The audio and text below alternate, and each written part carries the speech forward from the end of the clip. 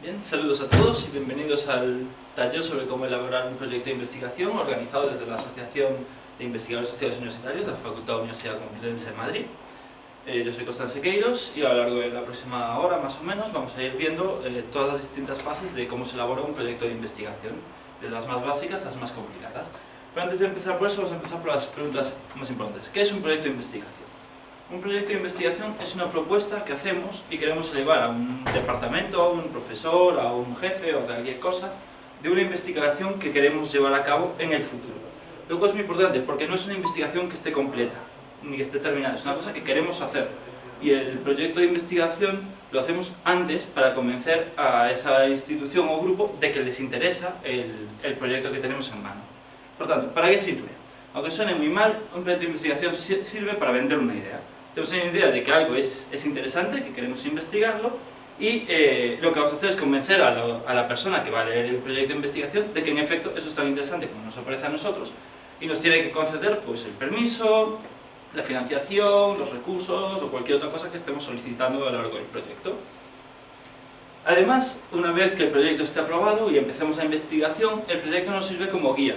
Hay varias partes del proyecto que sirven como referentes de qué es lo que queríamos hacer y por qué queríamos hacer las cosas. Entonces, muchas veces a lo largo de investigación es muy fácil empezar a ver cosas interesantes en muchas cosas distintas, empezar a ampliar cada vez más el campo de investigación.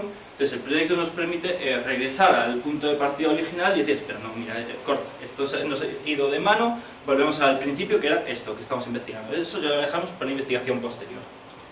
Y además, precisamente porque sirve como eso, nos mantiene centrados en el estudio. Es eso. Muchas veces ampliamos demasiado el campo y hay que acotar, sobre todo en investigaciones más de tipo personal o pues una tesis o una tesina. Es muy fácil que se empiece a divagar porque hay demasiadas cosas interesantes en el campo de estudio que hemos elegido precisamente porque nos interesa. Entonces es importante el proyecto que nos sirva para mantenernos anclados a un punto fijo. Estas son en principio todas las secciones que suele tener un proyecto de investigación. Vamos a ir viéndolas todas. Pero no necesariamente todos los proyectos de investigación tienen todas, ni en este orden, ni necesariamente con estos nombres. Siempre es importante cuando vayáis a hacer un proyecto para una institución, un profesor o cualquier individuo distinto, que miréis qué condiciones quiere. Porque igual quiere que incluyáis tal sección, o que no quiere tal otra, o tenéis que seguir un formato específico, un orden específico. En principio, estas os las he ordenado en el orden que a mí me parece más habitual y más cómodo, pero realmente se pueden escribir en más o menos el orden que uno considere más práctico. Entonces, la primera de todo es el contexto. El contexto sirve para que el que esté leyendo el proyecto de investigación, que no tiene por qué saber nada de nuestro tema, aterrice sobre él y empiece a entender un poco qué es lo que pasa. Entonces, hacemos una descripción un poco del entorno, de lo que está pasando y demás, para que sea fácil entender por qué es importante. En este sentido, suele ser importante pues, una breve historia de lo que ha pasado con respecto a este tema, qué actores importantes están trabajando en este campo, qué hechos notables lo convierten en una prioridad de investigación actual, etcétera, etcétera, para que alguien sepa, aunque no tenga nada que ver, de qué va todo esto. Una vez que hemos contextualizado el proyecto, tenemos que ponernos con los objetivos de la investigación. Toda investigación, o sea, estamos vendiendo a alguien, con lo cual tenemos que venderle qué es lo que queremos conseguir, para qué sirve esta investigación. Entonces, eso es precisamente el punto principal de los objetivos, describir para qué sirve esta investigación. Puede ser simplemente ampliar el conocimiento humano sobre el funcionamiento de las organizaciones o de las personas, puede servir para elaborar políticas más eficaces, para cambiar la sociedad, para cualquier cosa, pero tiene que quedar claro cuál es el objetivo que perseguimos al hacer una investigación concreta. Además, es importante clarificar dónde estamos nosotros, personalmente, digamos, con respecto a esta investigación. Si abordamos una investigación sobre políticas públicas, por ejemplo, y somos de izquierdas, el tipo de políticas públicas que vamos a llevar y a proponer sean distintas que si somos de derechas.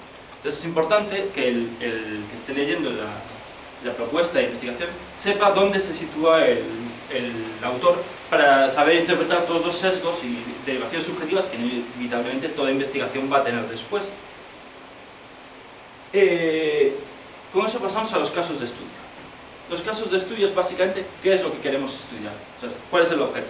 Vamos a estudiar a la Organización de las Naciones Unidas, al movimiento del 15M, al grupo de colectivo de mujeres de Somalia, lo que sea. Hay un objeto de estudio. Ese es lo que tenemos que poner en el caso de estudio. Vamos a estudiar este objeto. Puede ser una simple enumeración, vamos a estudiar los países de la Unión Europea, Francia, Alemania, España e Italia. O puede ser una descripción, puede ser, por ejemplo, el colectivo de mujeres que se reúne los sábados en la plaza del 2 de mayo para elaborar su ideología, por ejemplo. Es importante descripciones en casos de objetos que son más ambiguos. O sea, España tiene una definición muy clara. Una serie de fronteras, es un Estado, una institución, todo el mundo puede ver más objetivamente. Si quieres estudiar un colectivo que sea mucho más difícil de describir, mucho más fácil, más difícil de entender, como puede ser el colectivo geek. El colectivo geek no necesariamente todo el mundo sabe lo que es un geek, entonces es interesante describir qué significa ese colectivo para que el que lo lea entienda cuál es el caso de estudio al que vamos a aplicarlo. Una vez que tenemos los objetos de estudio, vamos al marco teórico. El marco teórico es la explicación del objeto, pero desde la perspectiva de la teoría. Ya hemos hecho contextualización, ya hemos explicado por qué es interesante, qué actores hay, te hemos dado un poco el contexto como si dijéramos periodístico. Ahora hay que decir qué ha hecho la teoría al respecto, sea la teoría sociológica, antropológica o la que sea, qué dicen los teóricos sobre este objeto de estudio. Por ejemplo, si ha sido tratado por Goffman o por Foucault, si ha sido hablado en la corriente estructuralista o no. Entonces, es importante abordar qué corrientes han tratado este objeto de estudio.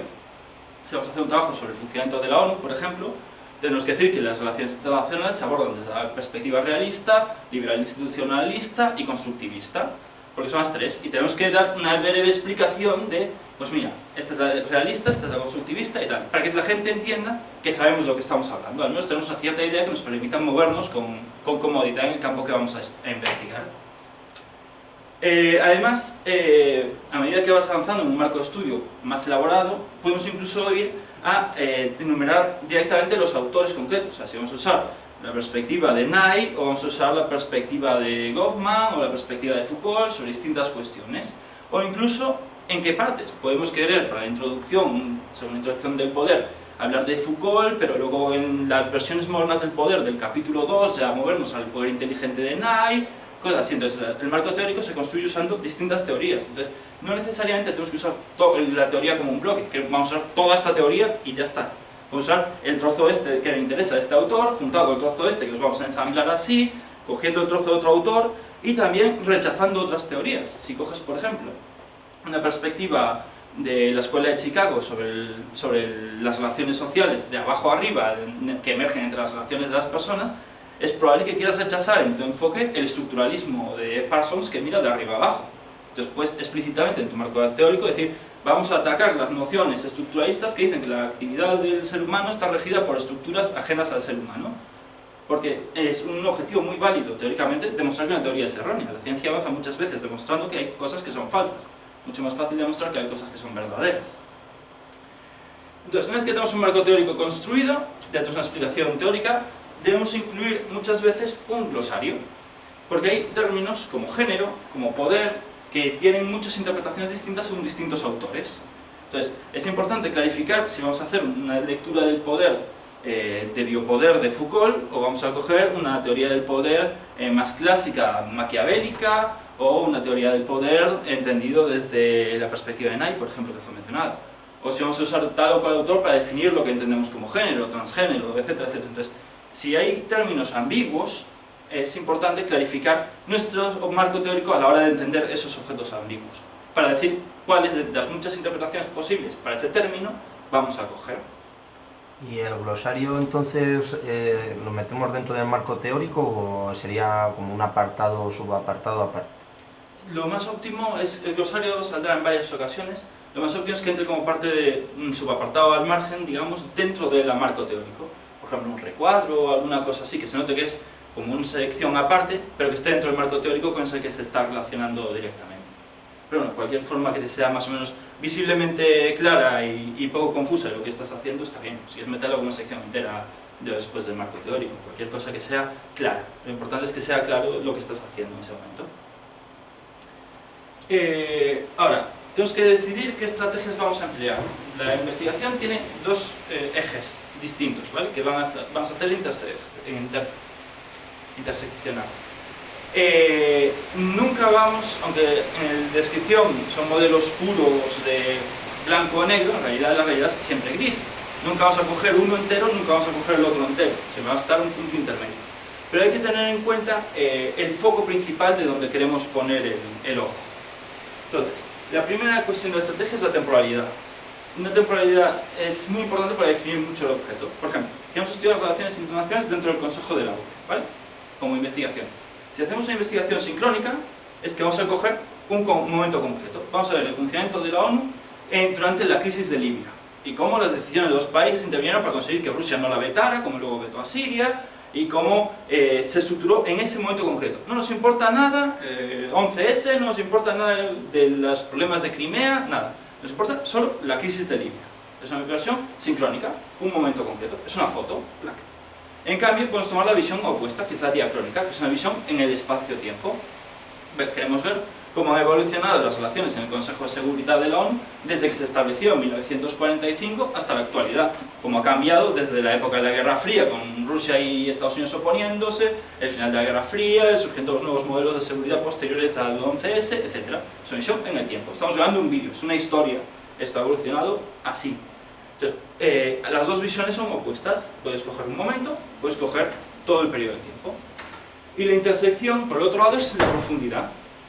Esto se usa sobre todo en investigaciones de objetos comparados, pero los objetos comparados suelen ser introducidos de muchas formas en muchas investigaciones. Entonces, podemos coger una visión extensiva, vamos a abarcar mucho espacio, pero claro, tenemos limitaciones, vamos a entrar en poca profundidad.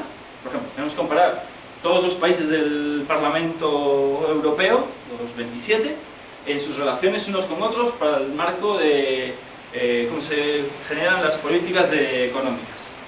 Pues hay muchos países, no puedes meterte en las políticas económicas de cada uno de los países por separado en su interior, porque no podrías abarcar un objeto tan grande. O podemos hacer una perspectiva intensiva, vamos a coger pocos objetos de estudio para hacer un análisis muy profundo. Vamos a ver las políticas económicas españolas y cómo estas se interfieren con las políticas económicas de la Unión Europea en su conjunto. Como solo son dos, puedes entrar muy a fondo. O puedes hacerlo, por ejemplo, con estudiar el movimiento del 11... ¡Pum! Lo coges en profundidad, vas a ver todo el funcionamiento en detalle. O, en el control extensivo, todos los movimientos de la primavera árabe, como tiene que ver con el 11M, el Euromaidan y Occupy Wall Street. Extensivo. No puedes meterte en profundidad de todos ellos, pero sí ver todos los puntos en común.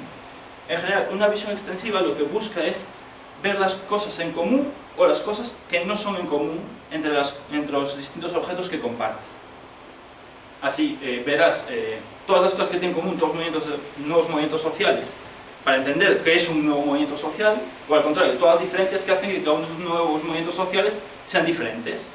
En cambio, en intensivo lo que buscas es el detalle profundo, muchas veces antropológico incluso, para entender ese movimiento en concreto en su funcionamiento interno o en sus relaciones con el exterior, por el de ese movimiento.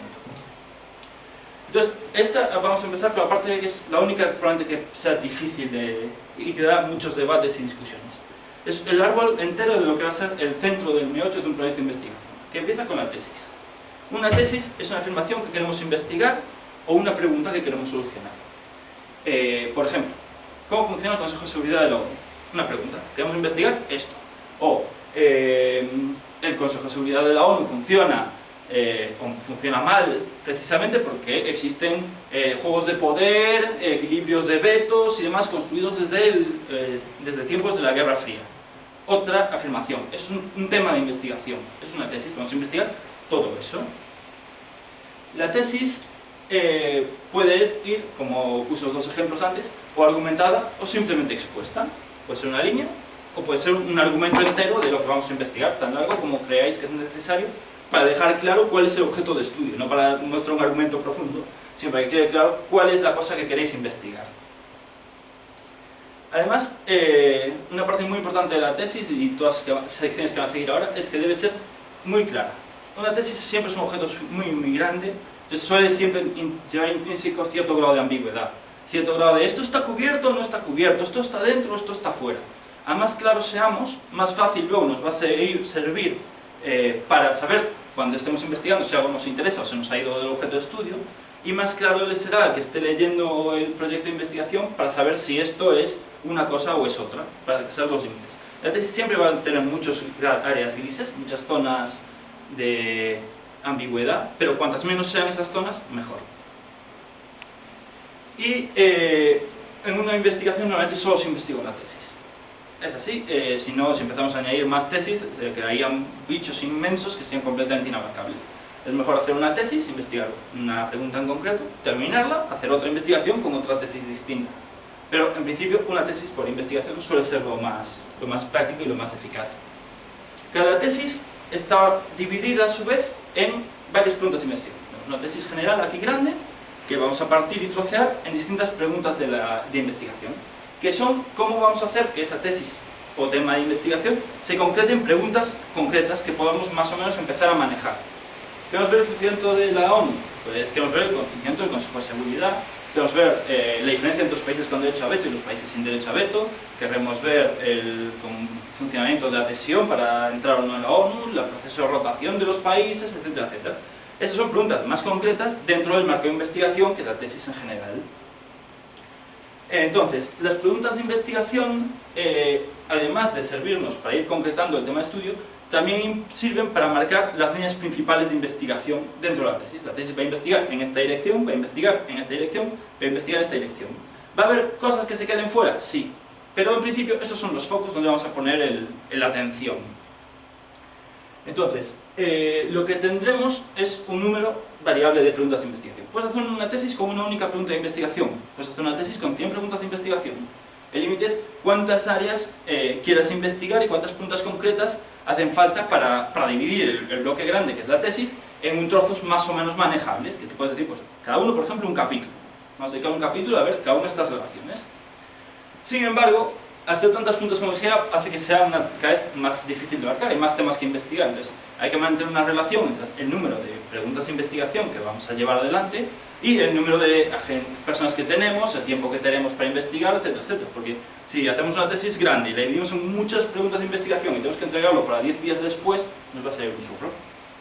Entonces hace falta que mantener la relación entre el tamaño de la tesis y las preguntas de investigación con los recursos que realmente tenemos para hacer esa investigación. Entonces, una vez que tenemos la tesis grande, dividida y troceada en preguntas de investigación, vamos a coger cada una de esas preguntas de investigación y las vamos a trocear todavía más en una serie de hipótesis, ¿vale? La hipótesis es un producto del pensamiento científico, sobre todo cartesiano y natural, de siglos XVI y XVII, que se basa en entender que todo hecho tiene una causa.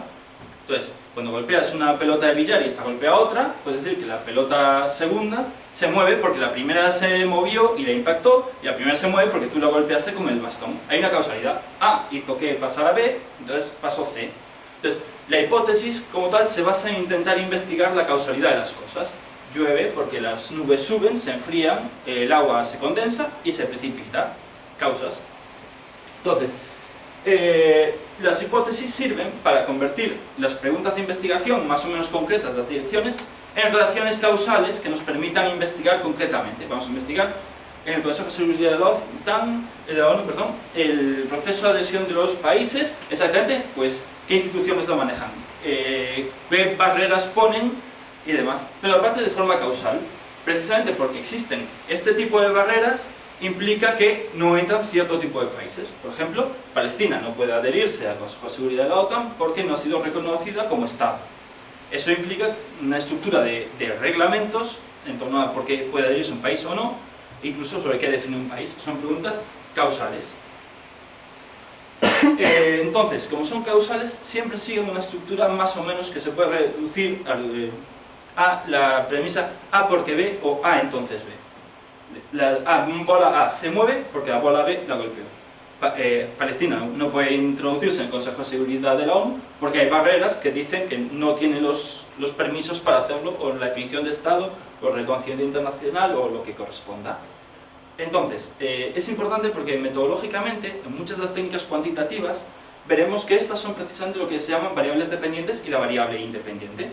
La variable independiente es aquella que no varía en función de la otra. En este caso, el reglamento de la ONU no varía en base a que Palestina quiera entrar o no. Un caso clásico de variable independiente es el género de alguien en una entrevista. Él no va a cambiar de género porque tú le hagas unas preguntas o su edad. Son variables independientes, que sirven para explicar la variable dependiente. En este caso, Palestina o, por ejemplo, imaginemos una investigación sobre opinión política en base al género, el género sería independiente, y la variable dependiente sería el voto. Entonces, los hombres votarían de una manera, las mujeres votarían de otra, y la diferencia entre un voto y otro se explicaría por el género que responde. Entonces, la variable dependiente es el voto, o Palestina, y la variable independiente es el mecanismo que explica, bueno, de hecho, Palestina no, la entrada de Palestina sería variable dependiente, la explica la variable independiente, que es la que permanece neutral. El procedimiento de entrada de la ONU es igual para todos los países, el voto, o sea, el género sigue siendo igual, le preguntes lo que le preguntes al individuo. Entonces, es importante que las hipótesis sean contrastables empíricamente, porque todo esto es como vamos luego a investigar el árbol entero de la tesis. Entonces, las hipótesis tienen que ser contrastables empíricamente para que podamos ir construyendo un árbol. Ahora os explicaré el proceso entero. Entonces, tenemos que ser capaces de transformar esto en metodología. Por ejemplo, el caso de la investigación sobre votos, bueno, porque realmente puedes transformar empíricamente y analizar si realmente existe una relación entre el voto de las personas en base a su género, si las mujeres son más de izquierdas o de derechas, si los hombres son más de derechas o de izquierdas, o se abstienen más, o lo que sea. Entonces, tienen que ser metodológicamente transformables, de manera que esto luego se pueda transformar en todas las técnicas cuantitativas cuando se usan. Las cualitativas no usan esta parte, pero las cuantitativas sí, en las hipótesis nulas y las hipótesis alternativas, que son necesarias para todas las técnicas de confirmación de hipótesis que existen en las técnicas cuantitativas, y que va a usar precisamente la variable dependiente y la independiente para comprobar si existe una causalidad entre una y otra. Entonces, tiene que ser posible transformar las dos variables en cosas que se puedan medir y analizar para confirmar si existe realmente una causalidad entre A y B.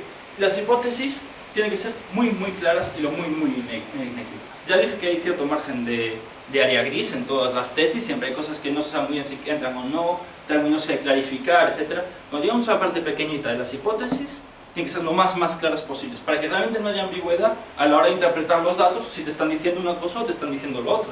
Si estás observando realmente el objeto de estudio que tú definiste, o se te has ido a coger cosas que realmente no entran. Tienen que ser lo más claras posibles.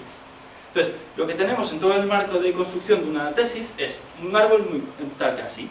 Arriba está una única tesis, que tiene que ser, sin embargo, suficientemente grande como para cubrir todo el árbol de lo que haya debajo. Se divide en una serie de preguntas de investigación que trocean la tesis en cosas pequeñas, y cada una se divide en hipótesis pequeñitas. Entonces, lo que vamos a hacer es ir contrastando en la práctica todas las hipótesis, para que cuando estás todas las hipótesis de una pregunta, saber responder esa pregunta, y cuando hemos respondido todas las preguntas, poder hacer un argumento que responda a la tesis. Porque la tesis es muy grande y muy abierta y muy neutra como para realmente manejarla en la práctica. Entonces lo que vamos a hacer es trocearla en cositas pequeñitas para irlas respondiendo, y con las respuestas poder construir un árbol argumental que responda a la pregunta original. Por eso es importante entender cómo se van relacionando unas todas como trozos de la parte superior. Por tanto, hipótesis, que me lo saltaba, puede haber tantas hipótesis como queráis dentro de cada una de las preguntas de investigación, siempre y cuando entendáis que cada una de las hipótesis que metáis significa realmente algo útil de cara a investigar esa pregunta de investigación. No sirve de nada, si estamos investigando el género y el voto, que incluyamos si a los individuos cambian sus opiniones sobre el fútbol en base a si son hombres o mujeres. No tiene nada que ver con el voto, realmente no aporta nada a la investigación. Entonces, puede haber todas las hipótesis que queráis, siempre y cuando todas ellas encajen dentro de la pregunta de investigación, que a su vez tiene que encajar en la tesis. Entonces las hipótesis son algo a comprobar, siempre. Sí, su función es exactamente esa. Son objetos pequeñitos que podemos comprobar de manera que podamos avanzar en el análisis. Esa es exactamente su función. ¿Y puede haber hipótesis que se queden simplemente en teoría? Puede encontrar hipótesis que al final la respuesta sea que no es concluyente o que no ha sido capaz de analizarlo, sí. De hecho, es una cosa importante. Muchas veces la gente cree que cuando termina una investigación y el resultado de la investigación es que se equivocó, o sea, que la afirmación de el género condiciona al voto es falsa, tiene la sensación de que esa investigación es mala porque ha demostrado algo que es falso. Y eso no es verdad. Es igual de importante mostrar que algo es falso como mostrar que algo es verdadero. Entonces, si te queda una pregunta sin responder, es válida también. Dices, tenía esta hipótesis, no he conseguido, tenía esta metodología que consideré que era adecuada, la respuesta no ha sido concluyente. Entonces, otro investigador que quiera investigar sobre esa hipótesis, o una hipótesis similar, sabrá que ese camino igual no le lleva a nada, o quizá tiene que aportar nuevas visiones metodológicas que cambien la dirección del camino para poder corregirlo. Entonces, eso es conocimiento que vas generando para la comunidad científica en general. Entonces, sí, puede haberlas y siguen siendo útiles, aunque no hayan sido respondidas. Entonces, una vez que tenemos armado el árbol entero, lo que hay que elegir es la metodología que vamos a usar. Las técnicas cuantitativas y cualitativas necesarias para analizar todo el árbol que hemos construido. Vamos a usar encuestas, vamos a usar entrevistas en profundidad, análisis de discursos, lo que haga falta para analizar el objeto. Cada investigación tendrá una metodología diferente porque distintos objetos de estudio requieren distintas metodologías. No puedes aproximarte a un análisis de un grupo social sin hacerle probablemente un análisis de sus discursos y sus debates internos. Pero igual no te sirve de nada una encuesta sobre valores, por ejemplo, porque no es la parte que te interese, o una encuesta sobre su riqueza. Entonces, los métodos tienen que ir ajustados a la investigación. Generalmente, en una investigación, sin embargo, vamos a tener que combinar tanto métodos cualitativos como métodos cuantitativos. Los dos se suman. Mucha gente tiende a pensar que o usas uno o el otro, pero en realidad los métodos cuantitativos te permiten extrapolar tus conocimientos observados de manera que sean generalizables a un grupo más grande, y los métodos cualitativos te permiten entender el discurso y la forma de pensar de ese grupo. Entonces, ambos son complementarios. Usar solo un método cualitativo muchas veces te dice mucha profundidad de análisis sobre ese grupo, pero realmente no te puede decir mucho que puedas extrapolar al resto. Usar solo métodos cuantitativos muchas veces te dice una cosa extrapolable al resto, pero mucho más vaga, porque no tienes los detalles del sentir realmente del grupo al que estás investigando. Entonces, realmente lo normal es combinar unos con otros. Entonces, llega la parte de la operacionalización. Cuando tenemos los métodos escogidos, tenemos las hipótesis escritas ya, lo que tenemos que hacer es medir cada una de las hipótesis que hemos construido con los métodos que le correspondan. El caso del voto basado en el género es fácil. Una encuesta que pregunte, ¿eres hombre o eres mujer? ¿Has votado a qué partido? Por ejemplo, es una operacionalización. Has transformado una hipótesis, el voto depende del género, en una tecnología, una técnica, que te va a responder si esa hipótesis es cierta o no. Por tanto, cada hipótesis tiene que ser operacionalizada. Si vas a tener 3 preguntas, cada una de las 3 tiene que tener unos métodos que nos permitan comprobar si es cierto o no lo que esas preguntas dicen, si realmente A implica B. No implica que las operacionalizaciones sean distintas en cada una de las preguntas, puede repetirse. Vamos a investigar estas 3 preguntas, que son más o menos similares, con estas técnicas similares porque sirven para las 3. De hecho, por ejemplo, es muy habitual que si haces una encuesta, hagas solo una encuesta para todas las hipótesis de la investigación. No hagas una encuesta para preguntarle el voto, pero luego hacer otra encuesta para preguntarle su ideología. Normalmente haces una con todo. Pero sí que cada hipótesis tiene que decir, esta hipótesis va a relacionarse con estas técnicas, esta hipótesis va a relacionarse con estas otras. Y cada hipótesis puede relacionarse con más de una técnica. Podemos querer, para el género y el voto, por ejemplo, hacer la encuesta sobre el voto, pero también hacer una entrevista en profundidad para opinar por qué construir un tipo de discurso u otro, porque eso nos va a dar una visión interior dentro de la relación entre género y voto. Entonces, las 2 técnicas nos van a dar complementariedad, y entonces se pueden usar las 2 en el caso de la misma hipótesis, o 3 o 4, las que consideréis adecuadas. También, y esta es una parte muy difícil porque muchas veces es muy abstracta y no necesariamente se puede hacer muy bien, hay que decir en qué medida cada cosa va a decir una cosa.